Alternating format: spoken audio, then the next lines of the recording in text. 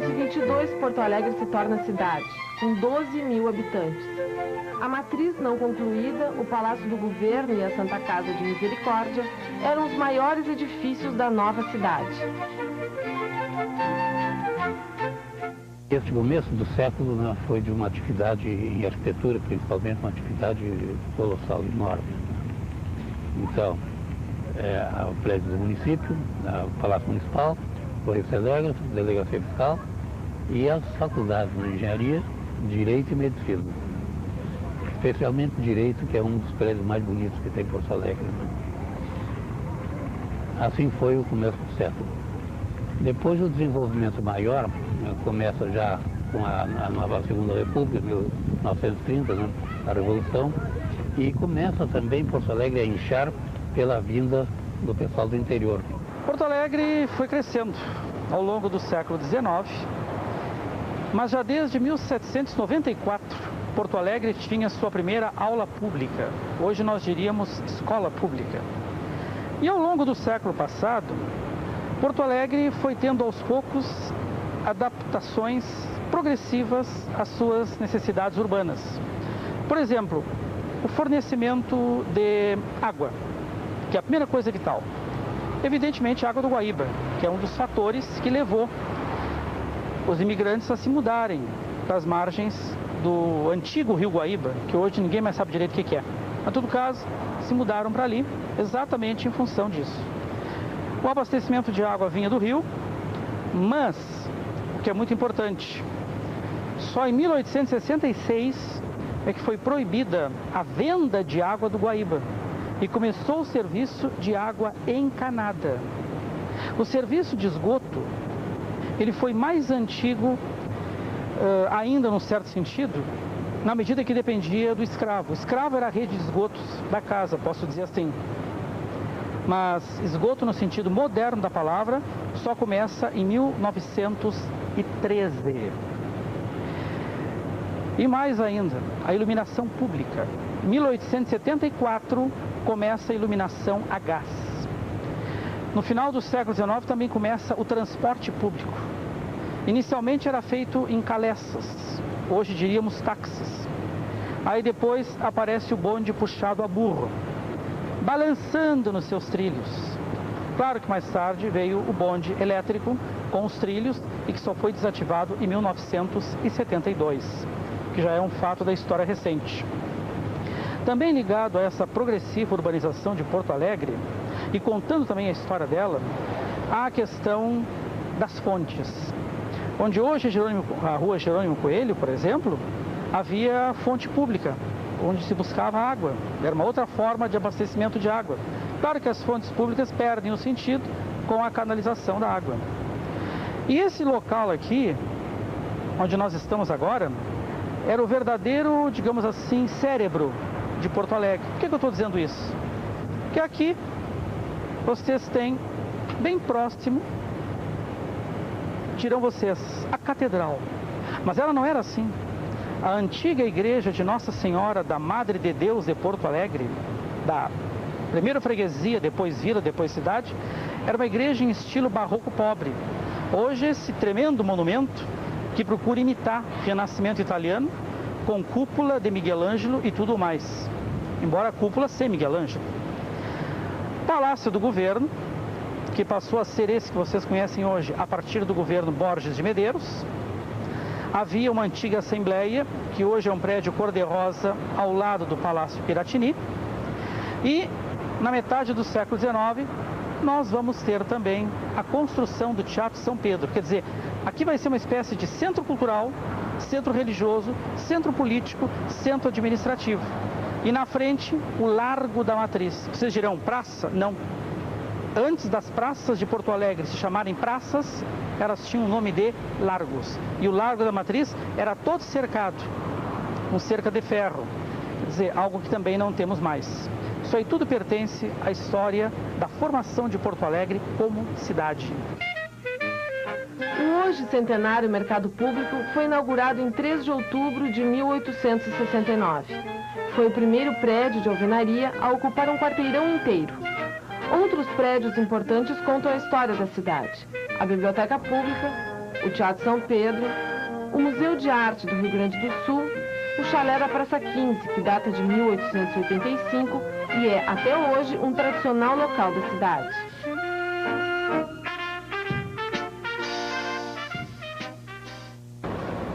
A Praça da Matriz é um antigo centro cívico e social de Porto Alegre. Aqui se reúnem os poderes religiosos com a Igreja Matriz, o Palácio do Governo com poder executivo, o Palácio Farroupilha com legislativo e o Palácio Judiciário com poder judiciário. Além disso, o Teatro São Pedro, que desde 1858 acompanha as atividades culturais de Porto Alegre. Nós tivemos ainda nesse local a Bailante, que foi demolida. Tivemos também aqui a Auditório Araújo Viana, que hoje está no Parque Farroupilha. Então, o grande centro de Porto Alegre foi sempre a Praça da Matriz, que se chamou Dom Pedro II e que em 15 de novembro de 1889 passou a se chamar Praça Marechal Deodoro. Mas o povo continua dando o nome antigo, Praça da Matriz. O positivismo deixou fortes marcas em Porto Alegre. O prédio da Biblioteca Pública, a Intendência Municipal, que hoje é chamada de Prefeitura Velha, o Palácio Piratini e esse magnífico monumento feito pelo Décio Vilares e inaugurado em 25 de janeiro de 1913. É formado por uma pirâmide de base quadrada que representa o positivismo, tendo na parte superior um globo e a República que ilumina todo o globo. Na face oeste aparece o Júlio de Castilhos, quando jovem, propagandista da República. E na parte da frente do monumento, Júlio de Castilhos sentado, no ato de se levantar, após ler um escrito de Augusto Conte para pôr em prática na sua administração. Por cima dele, o civismo abre a bandeira, enquanto que ao lado, a coragem, com um dos olhos vendado, aponta para frente, que todo político deve ser ousado, deve ter coragem. Enquanto que a prudência detém a coragem, ao mesmo tempo que aponta para o chão, onde está o dragão, que simboliza todas as tentações, e aliás são muitas que os nossos políticos sofrem. Só que esse dragão aqui é o símbolo do Brasil Império. Depois, no outro lado, nós temos Júlio de Castilhos como patriarca, como um velho, e na parte de trás do monumento, um gaúcho a cavalo, simbolizando uma nova ordem social imposta pelo positivismo. Esta ordem social, ela vem de cima para baixo. É um Estado policial, em que a função do Estado é manter a ordem para que o progresso venha naturalmente. Porto Alegre é rica em espaços verdes. O mais importante, o Parque Farroupilha, chamado de Campos da Várzea nos tempos passados e depois Campo da Redenção, foi doado à municipalidade pelo governador Paulo José da Silva Gama para ser o pouso das carretas que vinham do interior. Em 1934, toda a área foi preparada para a grande exposição do Centenário Farroupilha. Desde então, ostenta a beleza que se pode admirar até hoje.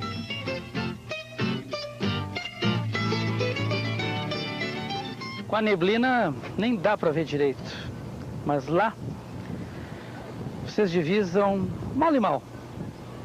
Um verde, e aquele verde é talvez o recanto mais simpático de Porto Alegre, o seu Parque Farroupilha. Não é o único parque que Porto Alegre tem, evidentemente.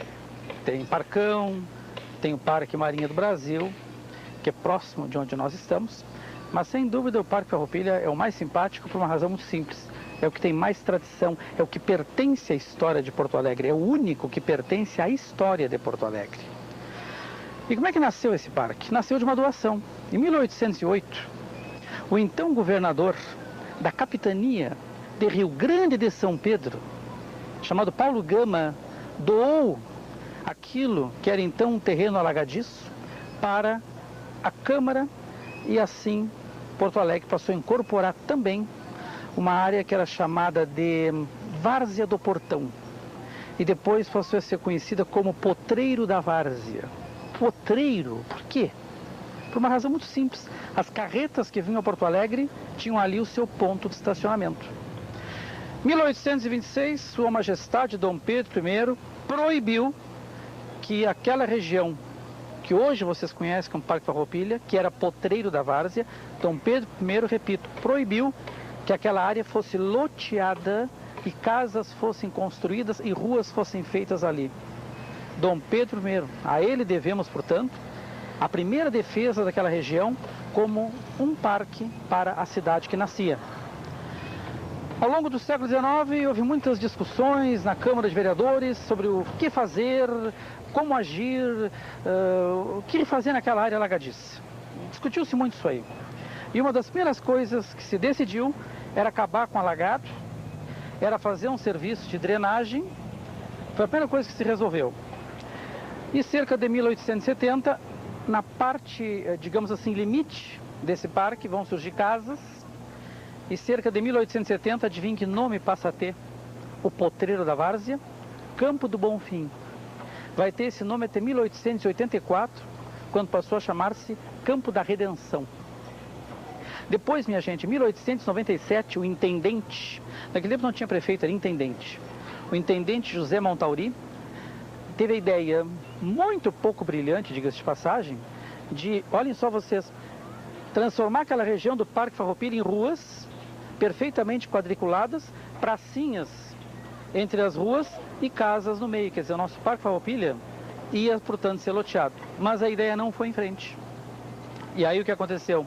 No governo Otávio Rocha, se começa lentamente o ajardinamento daquele lugar.